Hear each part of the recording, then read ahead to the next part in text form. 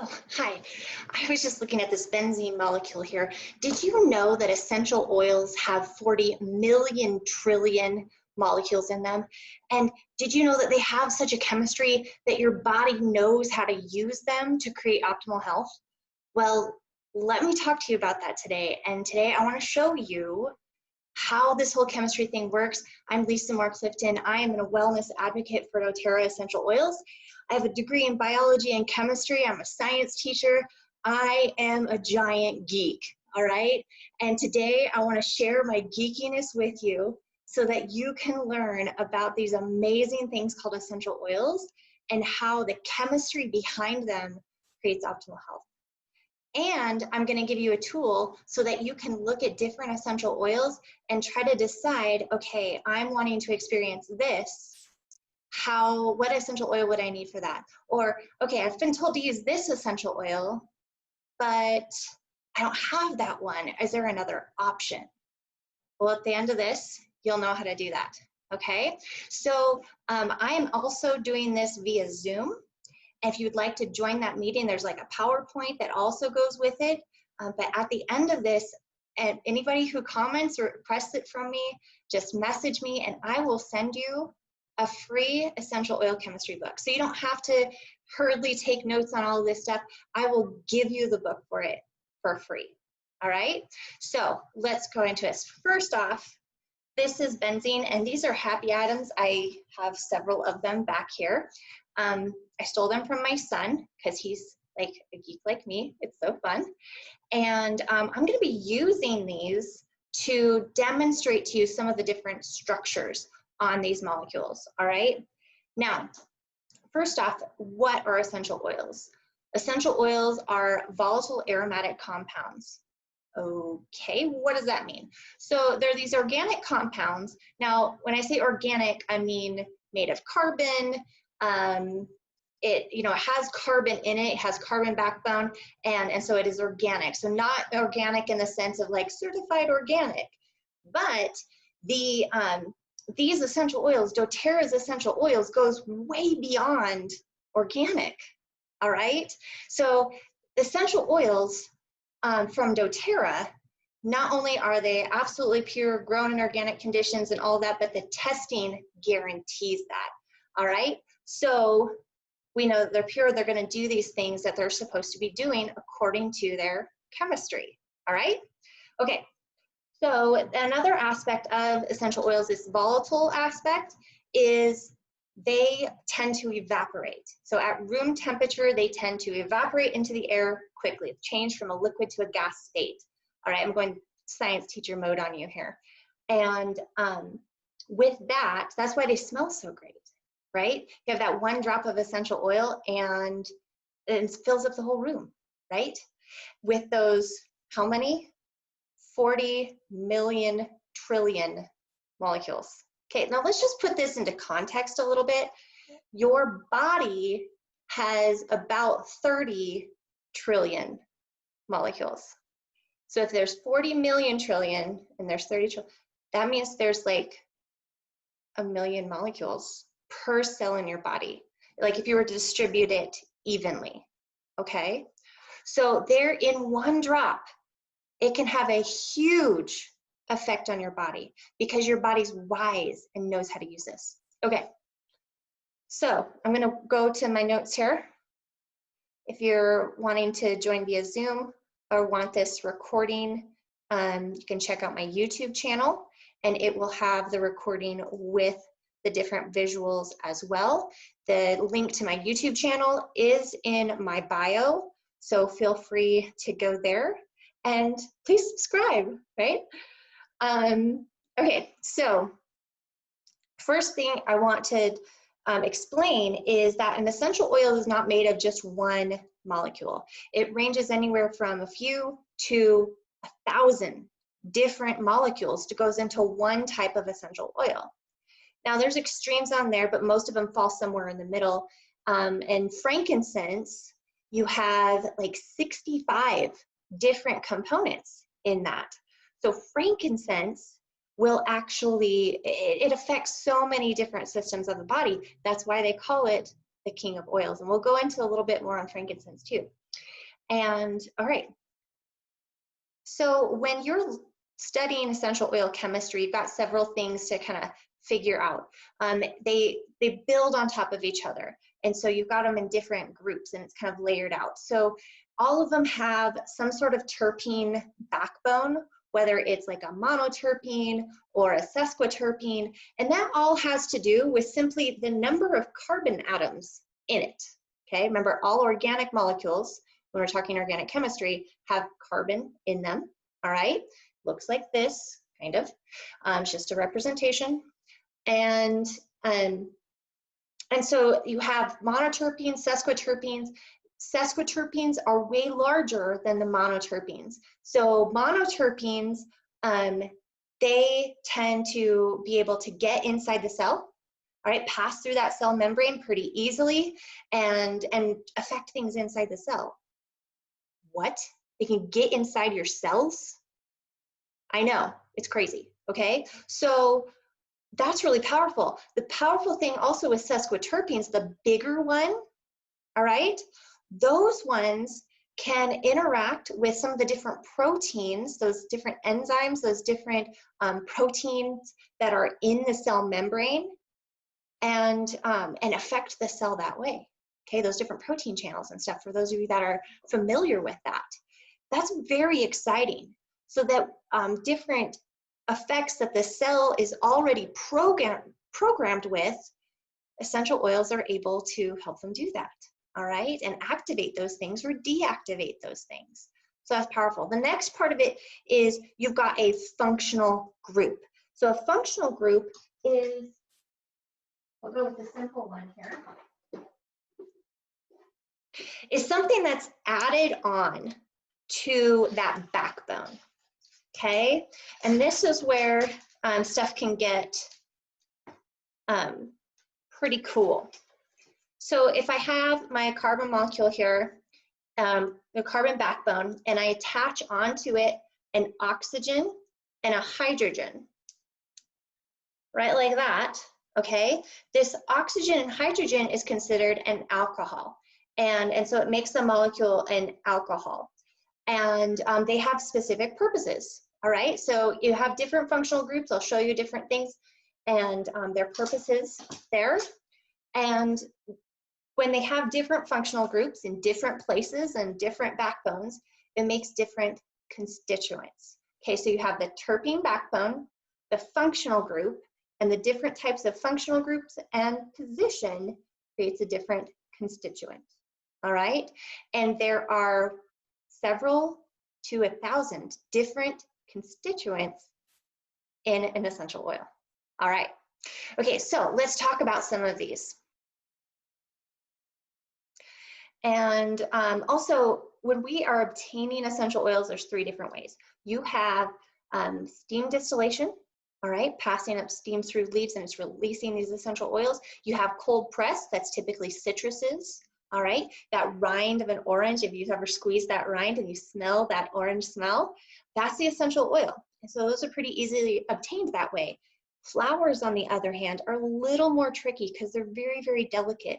So you typically use a solvent extraction with that to get those essential oils, and they're actually called absolutes, okay? Now, let's move forward and I mean, we've been using these for so long. And plants, they make these molecules in a very specific way. You can try to make them in a lab, but the lab creates different versions of the same molecule that your body can't necessarily recognize. So the plant makes it in that specific way so that your body knows how to utilize it. All right, that's why it's very different. And in a lab, when you have hundreds of different types of molecules, you're not going to synthesize all of those. That is a lot of money. It's a huge cost. And so they mainly, in labs, they'll just do the main constituents. But the problem is, scientists are finding out that having all of those molecules, all those different constituents, is very important for how it interacts in the body effectively. Okay, it's kind of like a symphony, and even the tiny piccolo has a huge effect on the musical piece. So if that piccolo is not there, or if it's off, it has a huge effect. Same thing with essential oils. If one of those constituents is not right, if it's not pure, if it's not truly from the plant, not in the right balance, okay, if like the piccolo is too loud or something like that, then it doesn't do what it's supposed to do in the body, all right? The trouble is there's not a lot of standardization in the industry, and so you have to be very careful with the company that you choose. That's why I choose doTERRA, because they do all the testing, they do all the checks, they do all those things with third-party labs to make sure that it's perfect. Okay, so I talked about monoterpenes. They have 10 carbon atoms. Okay, so I was working with benzene that has 6. So let me add some more on here. Do I have all 10? Oh, no. I only have 9. I'm sorry, I only have 9. So I'm going to build this molecule here. Okay, and they can be, they can be in different structures. Like they can create rings, those 10 carbons. Let's make a little ring right here. Sure, why not? Okay, and maybe a little methyl group out here. My geeky organic chemistry slide is coming out. Okay, so we've got our almost monoterpene here. It's it doesn't have all 10 carbon atoms. My apologies. To get another happy atom set apparently. Okay, so and then so monoterpenes. Now this is the small one. Remember, these are the small molecules, the monoterpenes. The sesquiterpenes are going to be bigger. They have 15 carbon atoms. All right, and these again can be straight or hurt, or like make rings and things like that. And they're never really in a straight line because of how the structure of carbon works. Okay, all right, so let's go into monoterpene, since we have a monoterpene on here. Now, truly, I would need to have hydrogen on all of these carbons, because we wouldn't want to have any of them out there. So let's just pretend I have hydrogens connected to all of these that are out here. When you have bonds like this, where there's a sharing of electrons, you have a covalent bond, and it's a pretty strong bond when you're sharing those electrons, okay? If you're just donating an electron, ionic.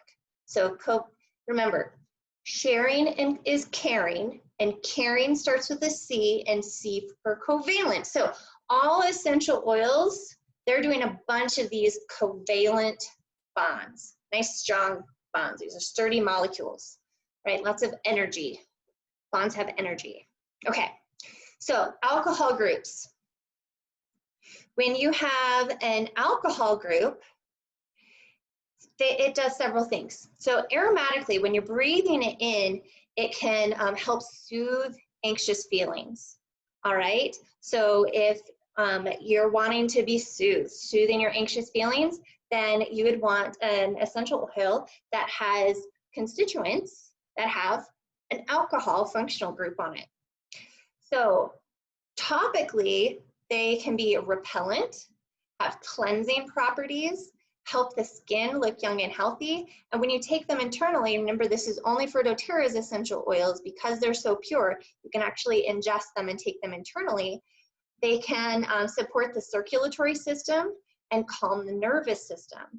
Some of the essential oils that are high in this are melaleuca, geranium, coriander, basil, and lavender.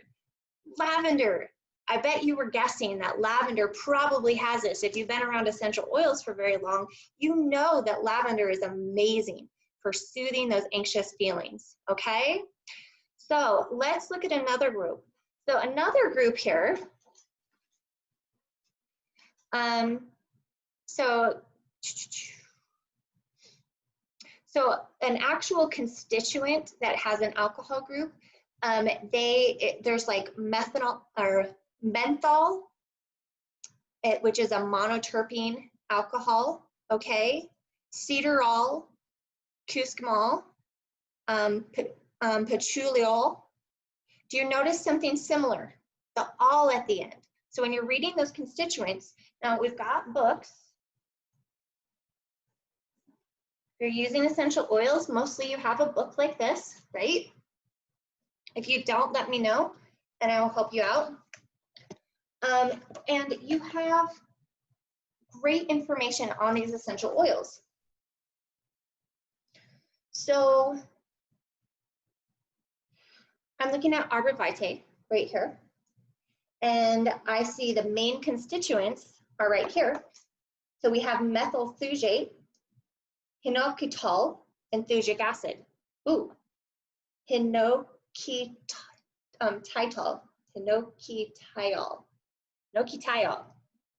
tricky names, but has that all at the end. So arbor vitae has soothing properties to it because it has that alcohol in it as one of its main constituents. Now remember, you don't have to memorize this. I'm going to give you a chemistry book, all right? Okay, so let's make this, let's make an aldehyde. So an aldehyde is a carbon that then has a double bonded oxygen.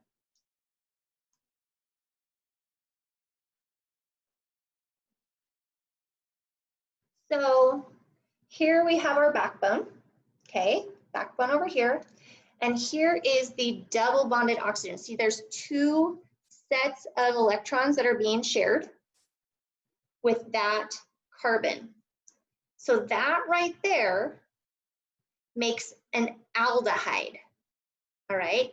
This is an aldehyde. So an aldehyde, an example of that compound, a constituent for that is a monoterpene, let's see, it's terpene 7-ol. And the 7 is where that aldehyde is placed on the molecule, so don't worry about that part. But it's terpene 7-ol, not all, al. So aldehydes have typically an al at the end, all right? So this is an aldehyde, and some of the different things regarding this puppy: aromatically calming, relaxing, protecting. Okay, we've got bonding happening all over the place here. Okay, relaxing, protecting, topically, reduce the appearance of blemishes. Okay, helps the skin keep looking healthy, oral health, warming sensation. Internally, it supports the cardiovascular system, digestive and immune system. Many essential oils that are high in aldehydes are also known to just support healthy metabolism. Fantastic, right? Okay, so some of you that are familiar with essential oils might be guessing what some of these essential oils are that have aldehydes in them. So they are cassia, cinnamon, melissa, lemongrass, lime. Okay, they have some high. Now we're using melissa right now in our 21-day challenge. And so have some of those different properties. We're taking it internally so that can support our cardiovascular system, digestive system, immune system, using that melissa. Okay, so alkenes. Alkenes have a double bond between the carbons. So here,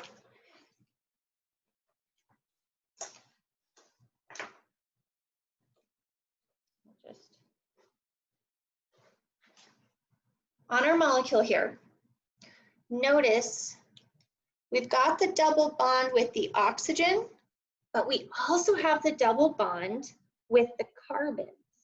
Do you see that? Do you see those those two sets on those carbon, that's an alkene, all right? So this, it has an alcohol or an aldehyde functional group on it. Stay away, hydrogen. And it has an alkene functional group on it. Now with these ones, they have really unique fragrances to them. They have antioxidant benefits for skin and tissues when you use topically. And internally, again, those antioxidant benefits and may support the nervous system, immune system as well, okay? So frankincense, Douglas fir, blue tansy, lemon, wild orange, that has the monoterpene, and the sesquiterpene has ylang-ylang, black pepper, copaiba, melissa. Once again, join that 21-day challenge, even if you're a little bit late on the go. You can even just do it on your own too, and ginger. All right, esters. Esters are pretty cool. So let's have, we've got our double bonded oxygen. And we're gonna have to take this apart. I need another oxygen now. Two oxygens happening. So we have the double bonded oxygen to a carbon to another oxygen that has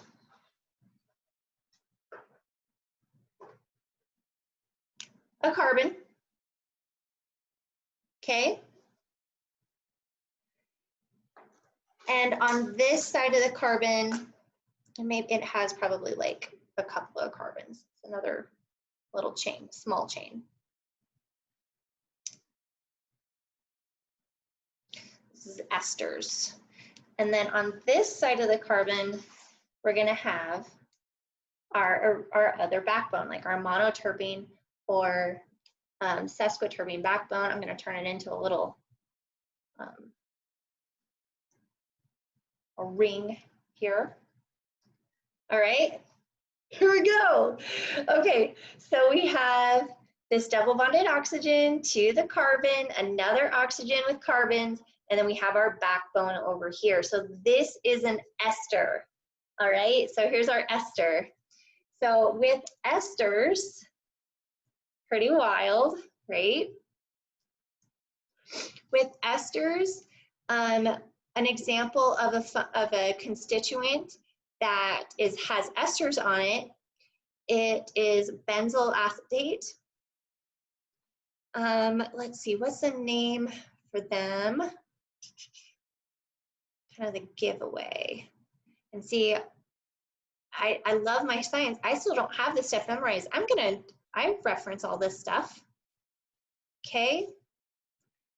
Okay, so they typically have like 8 at the end and typically have like 2 words, and the second word ends in 8.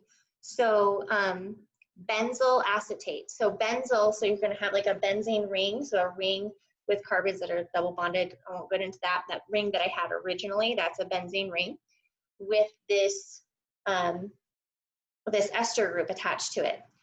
This is super relaxing and soothing and balancing, okay? Esters are balancing. Rejuvenates the skin, okay, for topically. Internally, it varies case by case. Some support the cardiovascular or immune, digestive, nervous system.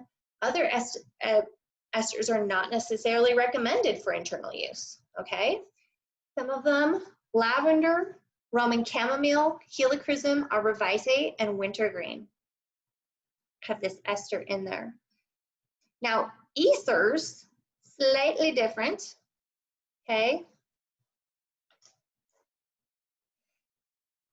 That's gonna like you take that double bonded oxygen off, and it's that oxygen between the carbons, okay? That oxygen hanging out between the carbons. So that is gonna be the ester. Now with esters, the, oh, sorry, ethers. We were talking about esters. Now we're into ethers. So with ethers here, aromatically, they're soothing. One of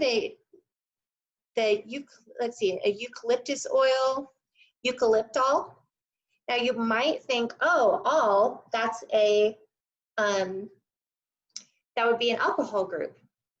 But sometimes there's some differences there. It's not, the naming of the constituents aren't as specific as the naming of organic molecules, okay? It's not as precise as the true naming of organic molecules, okay? So 1,8-cinolol is one of them, all right? And soothing to the emotions, promote feelings of clear airways, surface cleaning properties topically, help improve appearance of skin. And again, this one's gonna vary case by case, providing like antioxidant support and immune system function, things like that. But then some of them are not recommended for internal use. Cardamom, eucalyptus, rosemary, melaleuca, and peppermint have ethers in there. All right, so there's our ethers. Ketones, rather than having that double bonded oxygen on the end, it is in the middle of the chain somewhere. Okay, that's a ketone. So that would be a ketone, where it has carbons on both sides after that double bonded oxygen. And a ketone is on methone. So a ketone typically ends in one, O-N-E, all right? The functional group will end in O-N-E. So we remember we have the backbone, the functional group, and that specific functional groups on there in structure gives us our constituents. So the constituent of methone is in peppermint oil, all right?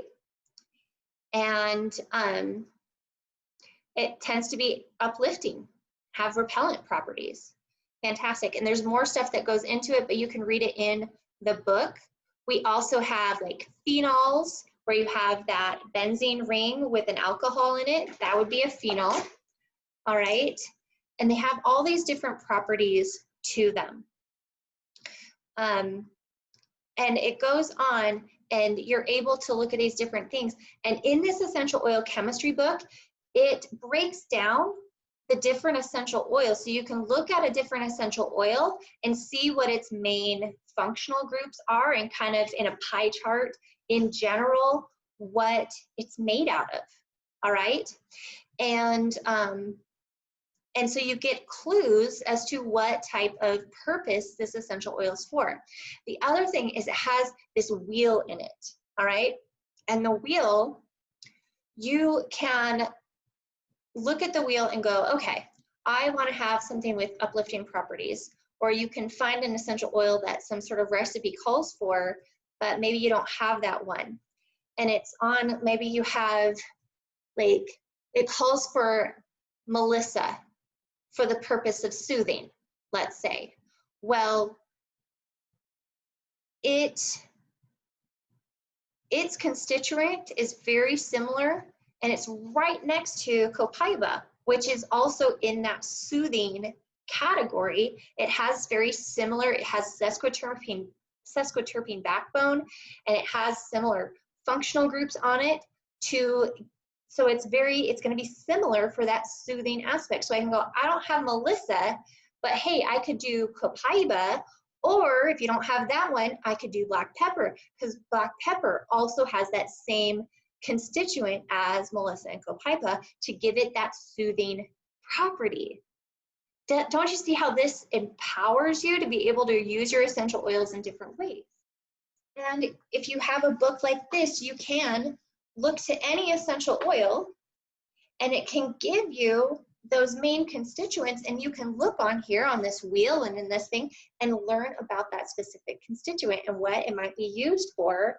And it really shows you some of these recommendations in the books. It shows you why. It shows you why they could be used for those different things. It's not just, oh, hey, we tried it and this was it is. The chemistry of them are showing to have these benefits, all right? So if you are interested in learning more about this and getting this book, it's fantastic. It's wonderful reference, absolutely free. So just comment below or message me and I can get you the link to get this a wonderful essential oil chemistry book and just empower you on your journey of vibrant wellness. I am on a mission to empower educators and healers with these wonderful, vibrant tools, these natural tools, so that they're able to expand their influence and expand their intuition and magnify their gifts in serving others. So if you or somebody you know could fit that category, share this, all right? Tell them about me, contact me. I want to meet you. I'm ready to pour my wisdom, my resources, my time into people to be able to link arms and do this business with me and change the world, one drop, one person at a time. Have a great day, and I will talk to you later.